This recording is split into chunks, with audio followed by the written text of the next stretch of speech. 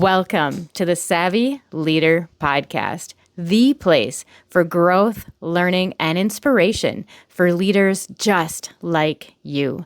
I'm your host, Kristin Gallatin, and each week we will dive into the grit, grace, and gratitude it takes to become the savvy leader you were always meant to be.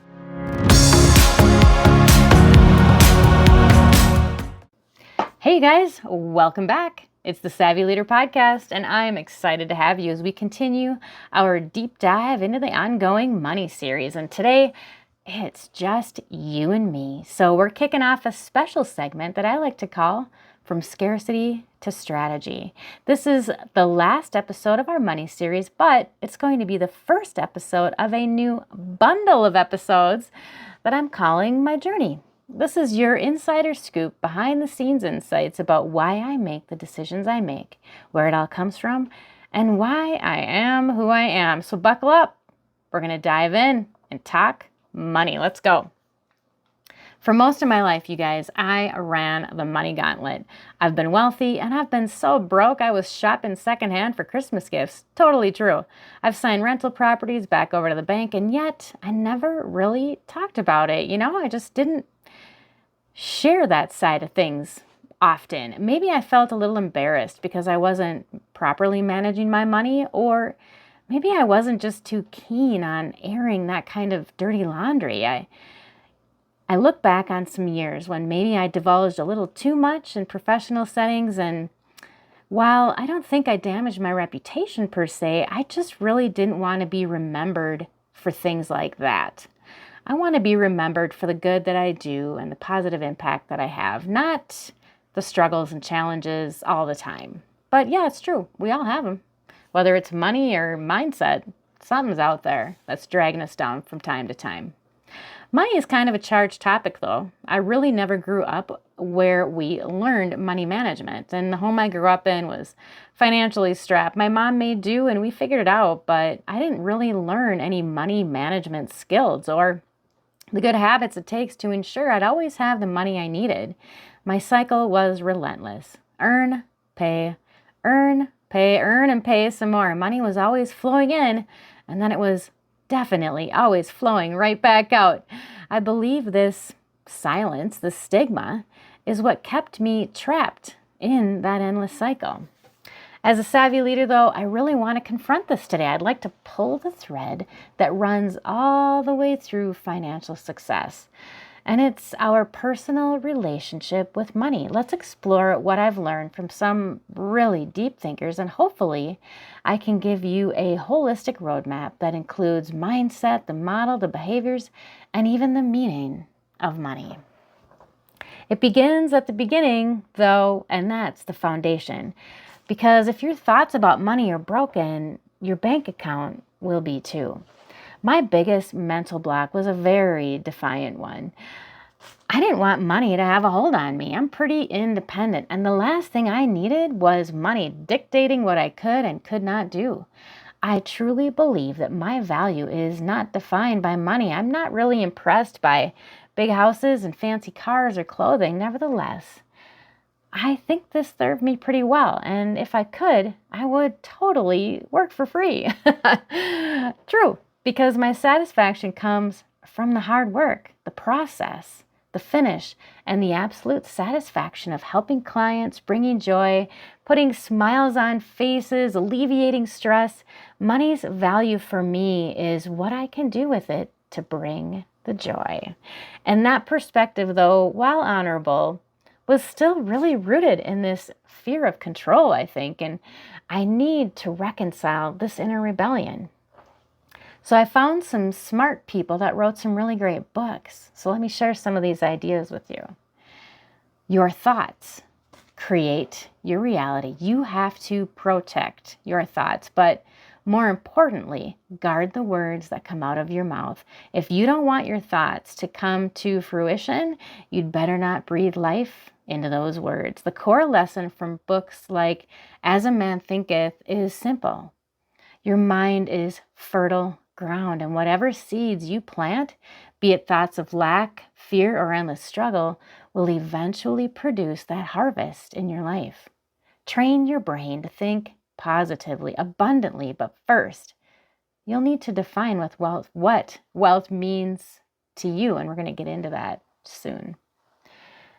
Next, believe in the big goals, the big kahuna. The magic of thinking big taught me the size of your success will absolutely never outgrow the size of your thinking. Did you hear me? Your success comes after you thought it. You have to think it first. So stop setting small, manageable goals because action cures fear. Set some big goals and put them out there a ways. If you're afraid that they're too big or they're too overwhelming for you, your goals don't have to end in a year or 2 years or 5 years. The goals can be reached in, let's say, 20 years. How does that sound? Does that make it feel a little bit more attainable, a little less overwhelming? And does it allow you to breathe? Try that. Okay, next. Transform desires into plans. From Think and Grow Rich, I learned that desire must be transformed into a very clear and definite plan. You can't just hope or wish. You've got to have a concrete, non-negotiable plan for acquiring that specific thing, the item, the success, the wealth, the money. You have to have a very specific vision of what that looks like, and then put that plan together. Last one. Money is positive energy. Money can be positive energy, I should say. That negative energy or guilt that centers itself around money is often our fault because we use money to do things we don't want to do, like paying bills or fixing the car. It's up to you to create the positive energy around your money exchange. And Jen Sincero taught me this in her Badass series. It helped me find a lot of peace, realizing that guilt and negative energy were blocking the flow, as Jen would like to say, and reframing money as an energetic exchange, especially when you're giving, helps generate positive energy. Wallace Wattles says this: get into the creative mindset because you're not taking, you're expanding the pie for everyone by holding a clear vision and then acting with gratitude. The big takeaway here, you guys, is you've got to have a non-negotiable decision to be as wealthy as you define wealth to be, not for status, but as a tool to expand your highest values like generosity and even impact. All right. You know, my life has been so completely defined by hard work. Always working hard, always working hard. Don't we all say that? Busy, working hard. But hard work without a model just traps you on that endless earn, pay treadmill. And here is where my professional life finally gave me the strategy my personal life lacked. By learning to run a multi-million-dollar retail store, I suddenly was able to shift my focus out of my little paycheck and onto millions of dollars that ran this business in the P&L, its efficiencies, cost, expenses, ultimately the path to stability and also control within the business. That professional discipline, having to manage those millions, helped me focus on a better strategy of personal cash flow too. Once I was thinking so big like that, when I looked at my personal spending, I had such a different perspective. It was so much easier to pay out what needed to be paid out when I was so accustomed to working with such larger numbers. It was huge. The first application of strategy, though, was to clear the debt, and that was keeping my energy trapped. So we initiated something in our household that was brilliant. And it's Dave Ramsey's model. It's not the math. It's the human psychology of the debt snowball. It's this incredible behavioral hack. You put your debts in order from smallest balance to largest, regardless of interest rates. And then you scrape together a little extra cash and put it toward that smallest balance to pay it off faster. Once you get that paid off, you take the full payment amount, let's say $500 or so, and apply it to your next smallest balance. So you've got the $500 you were paying first, you take that $500, you add it to the payment for the next smallest balance. So now you're paying maybe $800 on this next balance. And you see how the snowball goes. It's incredibly powerful. And it's an emotional strategy to clean up your debts. You build confidence, and that momentum keeps on giving. It's incredible. But what's the point, though? Why bother clearing out debt, especially if there's small interest rates? The point of it all, you guys, is this. It's freedom. Freedom. Dan Sullivan and Ben Hardy's book, 10x is easier than 2x, defines it so great. Financial freedom is a feeling of control. It means your passive income covers your current ideal lifestyle, CIL. The CIL is what you want to spend to live your best life right now. When you hit that number, you are free to focus only on your 10x opportunities. What? Wait. When your passive income reaches your CIL, you are free and you can focus on 10x opportunities, the big, impactful work that aligns with your highest values. So why do we want to pay off our debts again? So we can have the freedom to spend the amount of money that we want on the lifestyle that is ideal for us to feel fulfilled. Oh my gosh. To fund that freedom, you must pay yourself first. If you haven't heard of this concept, this is a big game changer, especially for you young business owners, small business owners, micro, solo, all you guys out there. You have to determine how much money you need to pay yourself and pay yourself first. Seriously. You've got to put on your own oxygen mask before you try to help everybody else, right? You're going to be a much more effective leader, a much more successful salesperson, and a much better giver when your own financial house is strong. For small business owners, this means you need to define what your pay looks like, what you need to survive on probably in the beginning, and then the amount you need to live your CIL. Then you run your business on what's left, not the other way around. So key, such a huge habit shift. Once you finally do that, though, you're going to ask yourself why you didn't do it sooner, I promise. You will figure it out. You will figure out how to run your business on the money that's left. But you got to pay yourself first. All right, next up. If the goal then is freedom, we have to look at our behaviors. And Morgan Housel in The Psychology of Money taught me that financial success is actually a soft skill. It's more about how you behave than what you know. So you need to stop chasing your peers or your family's standards. Living in abundance looks different for you than it does for anybody else. True wealth is completely holistic, and to find your version of rich, you must maximize all 5 of these areas as best you can. These are the 5 buckets of wealth. First off, financial wealth. Do your resources give you the freedom? Housel reminds us that the highest dividend money can pay is control over your time. And that is number 2, time wealth. Do you feel you have enough time to pursue the things that satisfy you or bring you fulfillment, or at least help you to work towards these things? What about social wealth?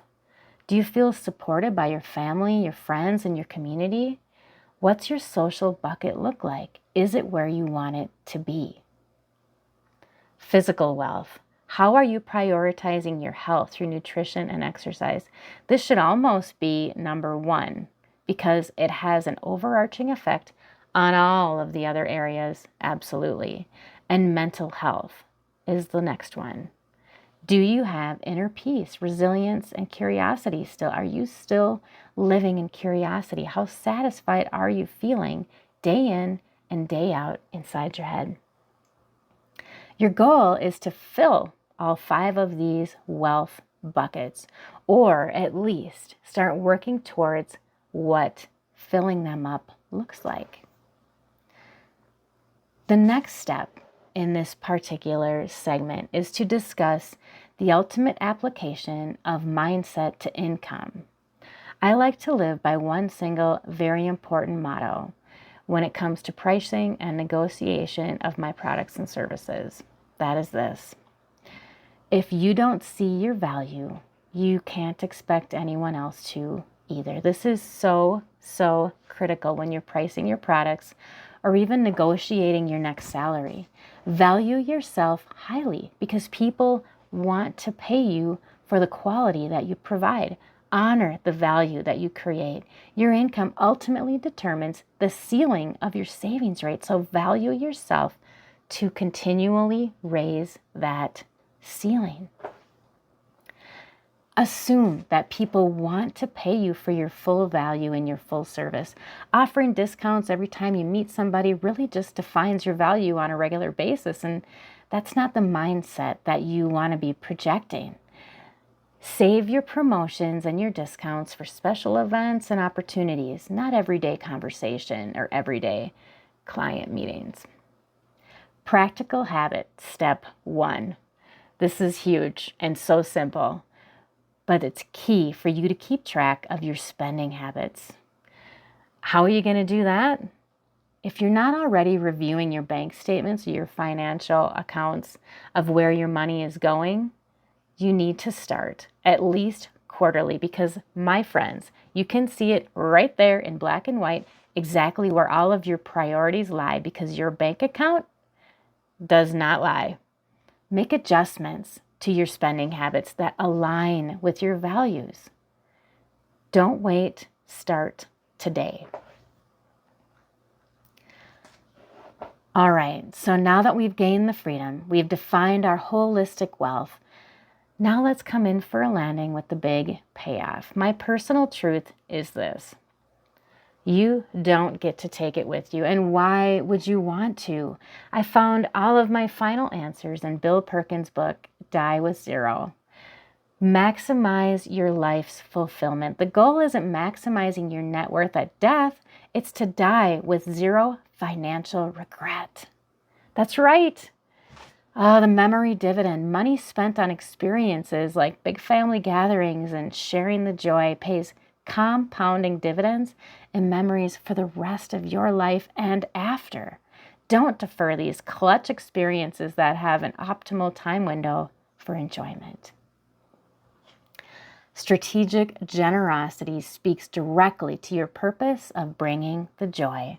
I interpret this as a call to give while you live so you can share the experience and see the impacts that your wealth can bring to so many. Your challenge this week is simple, you guys. Stop playing the passive silent money game. Define your freedom. Determine your current ideal lifestyle number. Define your wealth. Which of the 5 buckets are you going to prioritize today? The Savvy Leader life is achieved by combining that abundant mindset with the discipline to fund your freedom and the meaning to maximize your joy and blessings to others. Until next time, keep leading well. Take care.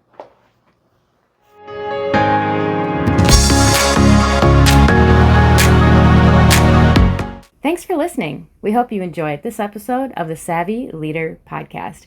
Be sure to check the description below for any links or resources we mentioned today. And for even more inspiration and tools to help you on your own leadership journey, come on over and join the conversation in the Savvy Leaders Lounge. That's savvyleaderslounge.com, and we'll see you next time.